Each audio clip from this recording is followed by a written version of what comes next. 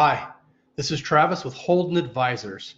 A colleague and I recently conducted a workshop for pricing professionals talking about how to effectively implement a price increase. And during that workshop, we introduced a tool that I thought was really helpful, and I wanted to share it with you today. It's called a Stakeholder Assessment, and it allows us as pricing professionals and within our organizations, as we consider price increases, to maybe think a little bit broader than the immediate reactions to when we're going to do a price increase, who's affected. This will help us to not only think about them, but also be a little bit more strategic about how we implement this information to have a more effective price increase. We're going to take the opportunity to build that tool together. I'm going to share it with you now. So the simplicity of this tool is what I think makes, one of the things that I think makes it so great. It's just a series of questions, but as we start to think and talk with our colleagues about who all the stakeholders are, we can be a lot more effective about how we're going to roll out our price increase. So of course, the first question is, the first thing we want to try and identify is, who are the stakeholders? And try and think of as many stakeholders you can. If it's a really big price increase or a very strategic move that you're making, there's obviously going to be more people that need to be considered. If it's a fairly simple price increase or adjustment, then there's probably fewer people that need to be considered. But the more stakeholders you look at, the more strategic you can be in your response. We want to know what their role is, but more specifically, we want to know what their role is relative to this pricing decision. How are they going to impact it positively or negatively? And we can think about that. That's a different question from what's in it for me. What's in it for me is what's the benefit to that individual of having a price increase? And that can change from both internal and external perspectives.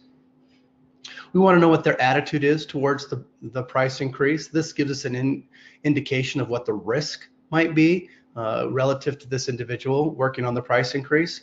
And then what's their expected response? And when we consider the expected response, it helps us to also look at what are the action steps that we can take to mitigate that response. So of course, the first response or the first answer we get when we talk to people about who's going to be impacted by a price increase is we think about the customer. And usually it's the large customers, our key accounts, the national accounts, the big customers that we work with on a regular basis. What's going to happen to them? And so that's where our attention goes because it's one of our greater concerns. I think there are others, and we'll talk about them in a moment, but I want to build the list of questions based off of a national account because I think it will help everybody relate to a stakeholder that they're familiar with. So obviously, a national account, they are a customer, and they are their impact on a price increase is their willingness to spend. Are they willing to accept a price increase? Will this affect their volumes, the way that they interact with you? And these are the questions we need to start thinking about. What's in it for me, for the individual? Well, it's going to impact them financially. So if we think about that impact to them, we might be able to start considering what some of their concerns are and how we can address those early. Their attitude. Customers are often negative to neutral. I've never met a customer who's positive about a supplier's price increase. But knowing that they're negative or maybe even neutral, how can we maybe move them closer to that neutral realm so that they accept the price increase without a lot of complaint? What's the risk? For national accounts, it's often high. For smaller accounts, it may be low. The great thing about this question is it allows you to prioritize your accounts.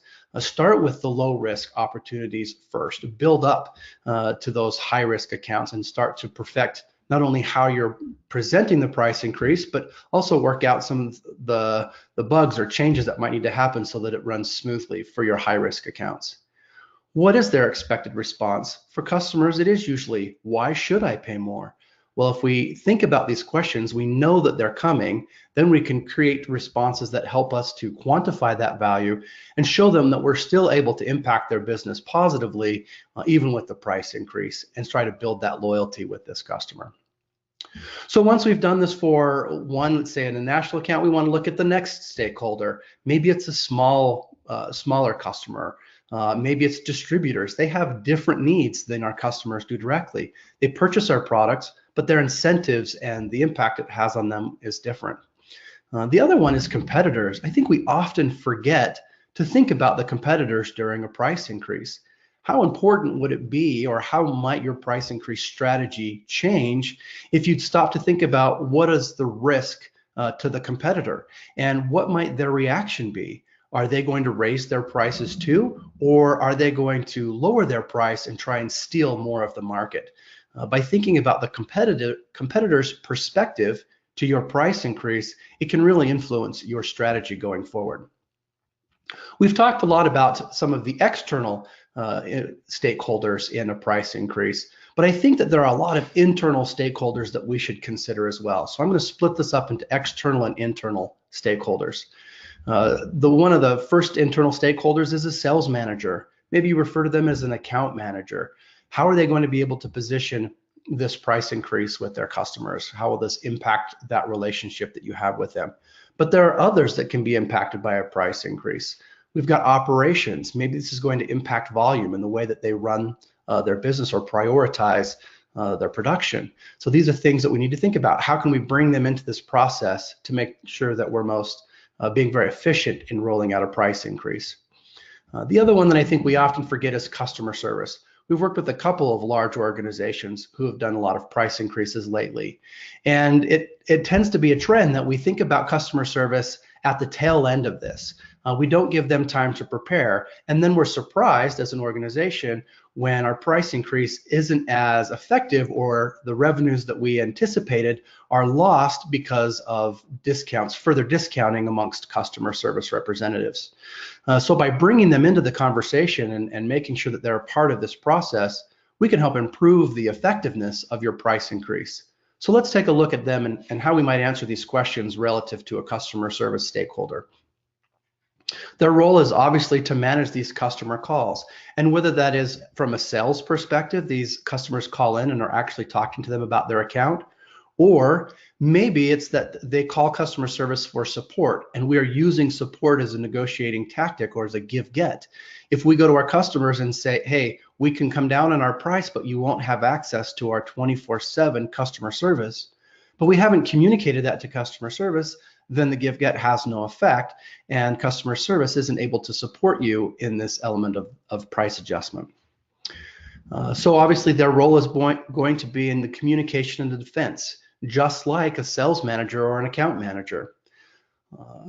What's in it for them? When we think about customer service, a lot of times there are goals or achievement that they have to reach, and a price increase helping to recognize that price increase could help them achieve those goals. But a lot of times for customer service, it's job satisfaction.